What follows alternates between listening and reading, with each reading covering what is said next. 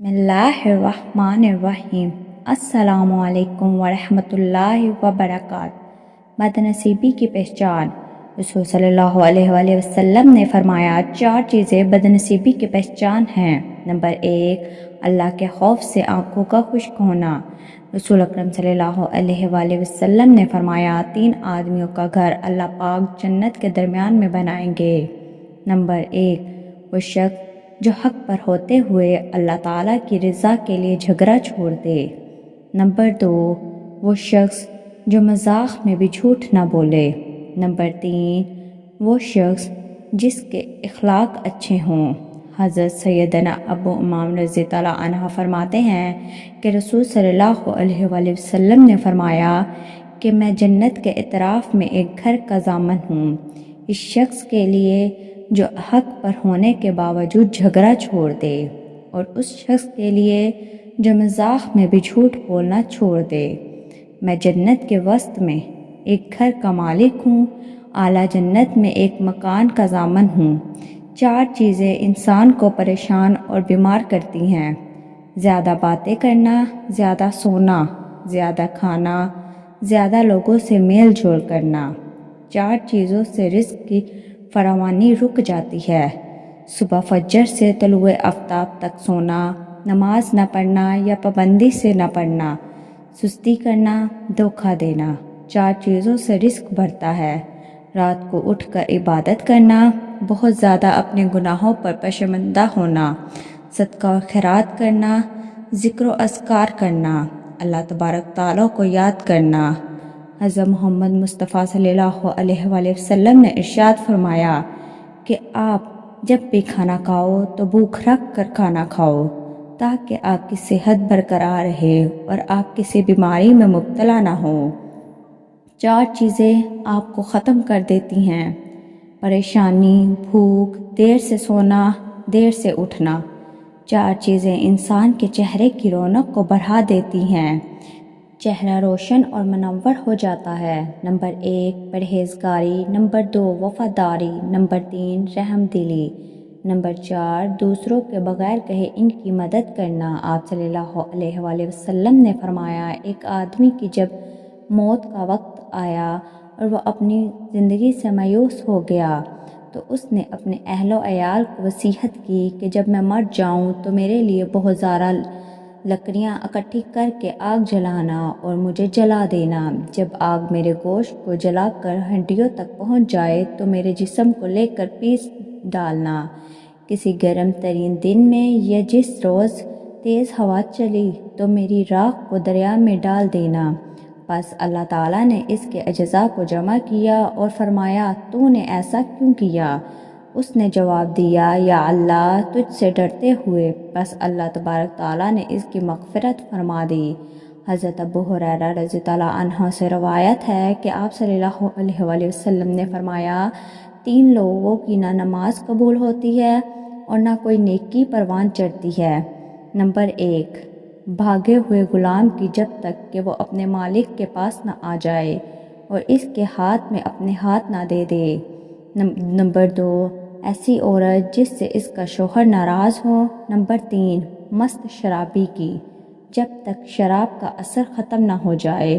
حدیث نبی صلی اللہ علیہ وآلہ وسلم ہے کہ عورت کے لیے اس کا شوہر جنت یا جہنم ہے، کیونکہ اس کے حق کو ادا کر کے جنت پا سکتی ہے۔ جس کا اتنا بڑا حق ہو بھلا اسے ناراض کیسے کیا جا سکتا ہے؟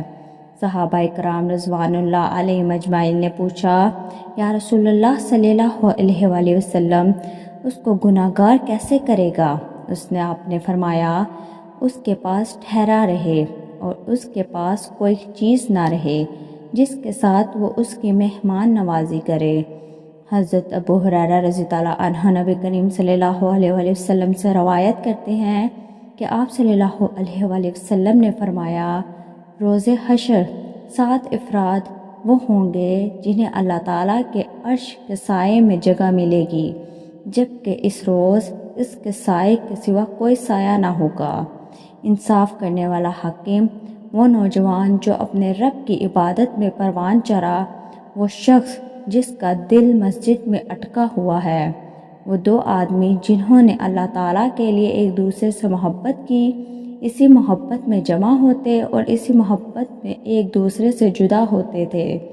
وہ آدمی جس نے صدقہ دیا اور چھپا کر دیا، یہاں تک کہ اس کے بائیں ہاتھ کو پتہ نہیں چلا کہ اس کا دایاں ہاتھ کیا خرچ کر رہا ہے۔ فرض نماز، فرض زکوٰۃ، فرض روزہ ظاہر کرنے میں کوئی حرج نہیں، بلکہ بہتر ہے، اس لیے فرض نماز مسجد میں باجماعت ادا کی جاتی ہے۔ فرض زکوٰۃ اور فرض روزے کا بھی قریب کے لوگوں کو علم ہوتا ہے، لہٰذا فرائض کا اظہار ناپسندیدہ نہیں ہے، بلکہ فرائض کی ادائیگی مسلمانوں کے اسلام کی علامت ہے۔ البتہ نفلی نماز، نفلی روزہ اور خاص طور پر نفلی صدقہ لوگوں کے سامنے خود ظاہر کرنا ناپسندیدہ عمل ہے۔ نفلی صدقہ اللہ تعالیٰ کے غضب کو دور کرتا ہے، آدمی کو جہنم سے بچاتا ہے اور خاتمہ بالخیر کا ذریعہ ہے۔ اس لیے حسب استطاعت خاموشی کے ساتھ چپکے نفلی صدقات کا اہتمام کرنا مومن صدقے کے ایمان کی علامت ہے۔ واضح رہے کہ نفلی صدقے کا ثواب ضائع کرنے والی دو چیزیں ہیں، ایک دکھاوا اور دوسرا صدقے کا احساس جتانا۔ قرآن مجید میں ارشاد ہے، اے ایمان والو، اپنے صدقات احساس جتا کر اور تکلیف پہنچا کر ضائع مت کرو، جیسے وہ شخص جو اپنا مال لوگوں کو دکھانے کے لیے خرچ کرتا ہے۔ لہٰذا نفلی صدقہ دیتے وقت اپنے آپ کو ان دو خامیوں سے بچانا نہایت ضروری ہے، ایک یہ کہ صدقے کا اظہار اور دکھاوا نہ ہو، دوسرا صدقہ دے کر جتایا نہ جائے بلکہ نیکی کر دریا میں ڈال کے محاورے کے مطابق صدقہ دے کر بالکل بھول جائیں، کیونکہ آپ کا پروردگار اللہ تعالیٰ جس کی رضا کی خاطر آپ نے صدقہ دیا ہے وہ نہ بھولتا ہے نہ فراموش کرتا ہے۔ لہٰذا آپ کو اپنا صدقہ یاد رکھنے کی کوئی ضرورت نہیں۔ وہ آدمی جس نے تنہائی میں اللہ کو یاد کیا، اس کی آنکھوں سے خوف خدا کے باعث آنسو بہنے لگے۔ کسی بھی مسلمان کے دل میں اللہ تعالیٰ کی محبت اور خشیت عظیم نعمت ہے، جو اس کے کمال ایمان کی علامت ہے۔ مجمع میں اللہ تعالیٰ کے ذکر پر آنکھوں سے آنسو کا آ جانا بھی رحمت ہے، لیکن اس میں ریا یعنی دکھاوے کا قوی امکان ہے، جبکہ تنہائی میں اگر کوئی بندہ مومن اللہ تعالیٰ کو یاد کرے اور اللہ تعالیٰ کی محبت اور خشیت سے اس کی آنکھیں آنسو سے بھیگ جائیں تو یہ ایسی نعمت ہے جو آدمی کو عرش کے سائے میں پہنچا دے گی، کیونکہ تنہائی میں کوئی دیکھنے والا نہیں، صرف بندہ ہے اور اس کا پروردگار۔ اسے تنہائی میں محبت اور خشیت کی کیفیت طاری ہونا، پھر اس محبت اور خشیت کا دل سے نکل کر آنکھوں تک آ جانا مومن کی رگ رگ میں اللہ تعالیٰ کی محبت سرایت کر جانے کی علامت ہے۔ سچی محبت تو وہی ہے جو صرف محب اور محبوب کے درمیان ہو، نہ کہ ممبر اور محراب اور سڑکوں بازاروں میں اس کا اظہار کیا جا رہا ہو۔ اللہ پاک ہمیں دین کی مکمل سمجھ نصیب فرمائے اور اللہ تعالی ہمیں نیکی کی بات سننے، سمجھنے اور اس پر عمل کرنے کی توفیق عطا فرمائے۔ اللہ تعالیٰ سے دعا ہے کہ اللہ تعالیٰ میرا سنانا اور آپ کا سننا اپنی بارگاہ الہی میں قبول و منظور فرمائے، آمین۔